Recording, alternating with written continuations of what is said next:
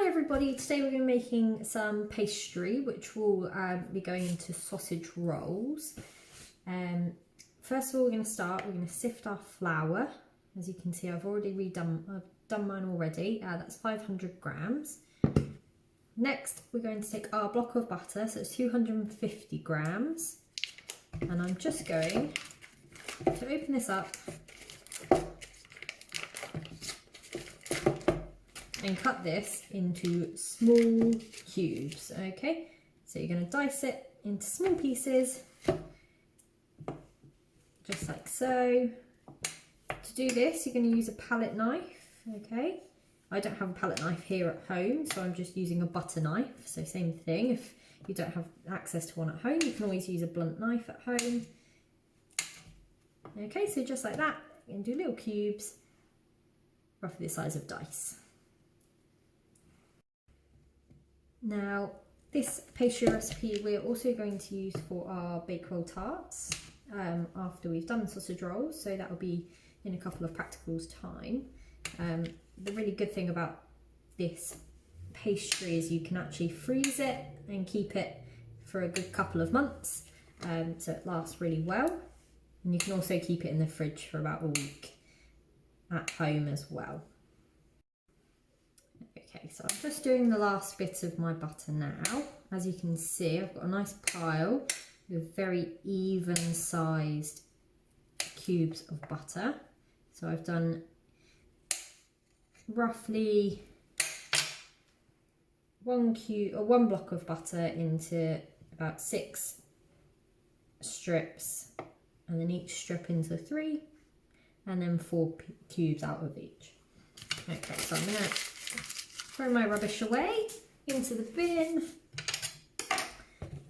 and I'm going to bring my bowl of flour over, and I'm just going to take all of that butter, pop it in the bowl, and then I'm going to use my knife, just coat it all in the flour. Okay, make sure it's nice mixed in. And then I'm going to start rubbing in. Okay, so rubbing in, for those of you that missed out on last year's food tech practicals, you are taking the pieces of butter and rubbing them between your fingers just to break them up, trying to get as much surface area on the butter as possible, mixing it into the flour. So what this is going to do is make a nice breadcrumb looking mixture. Okay, so we're just going to keep going with that. You can get very messy if you've got long nails, I'm sorry, but it is going to go underneath your nails. If you find that it's taking a while, you can gather up big bits. Okay, it doesn't just have to be with your fingertips for the start. Once it gets smaller, I would suggest that you use your fingertips just to get the last little lumps. Basically, all we're going to do is keep going with that. It does take a while, especially with a mixture this size. Just break up all of that butter into smaller and smaller pieces until you start getting a crumb. Now, you would have done this in year 7 if you got the chance to do food tech. You would have made apple crumbles and also scones. Both of those methods use rubbing in. Okay, so once you're happy with your crumb mix, it should look something like this. Okay, a bit like sand. You are going to grab 100 ml of cold water, measured out. So here's one that I've just done for myself. And then you're going to add 2 to 3 tablespoons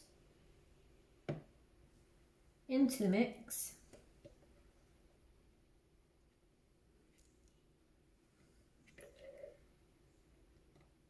That's cold water that I'm using. Okay, I'm going to use the knife again. I'm just going to combine that all together.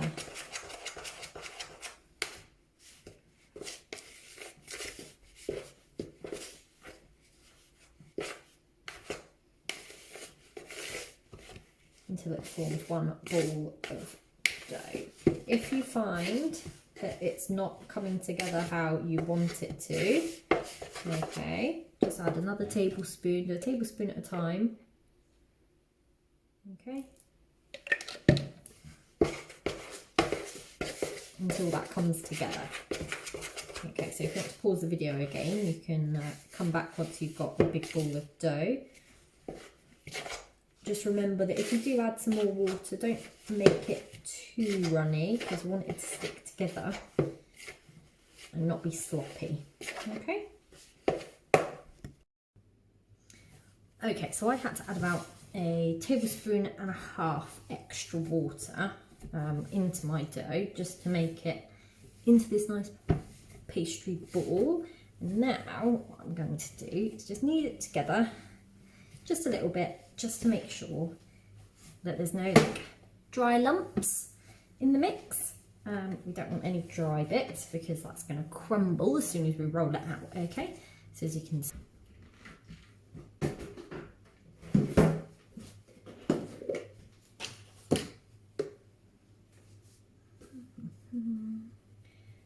okay, so it doesn't have to be a lot of flour, just enough to cover the surface.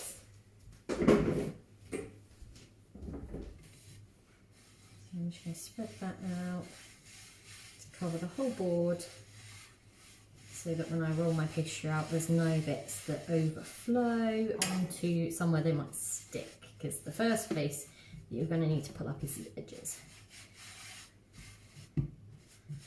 Okay, right, so I'm happy with that. I'm just going to grab my rolling pin.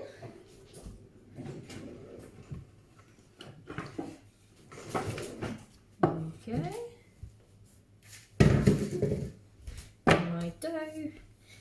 Now I always find it helps if you squash it out with your hands first, just to make a bit of a flat surface. And then I'm just going to go back and forth, and after a little while I'm going to pick it up and flip it over and then go the other way. Okay.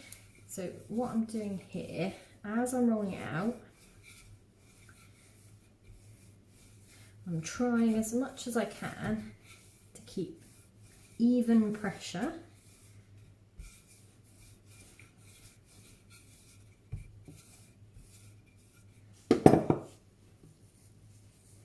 Now, once your dough gets to about being 1 centimetre thick,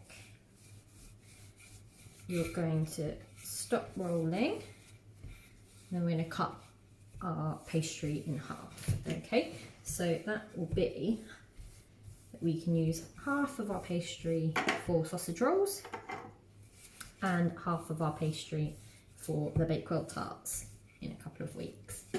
So I think I'm just about happy with this.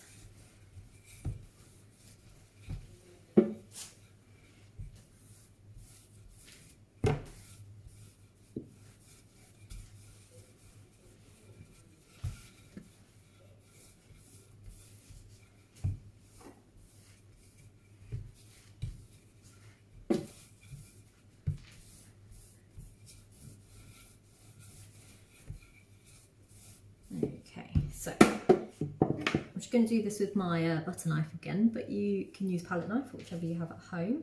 I'm just going to go straight down the middle, nice straight line.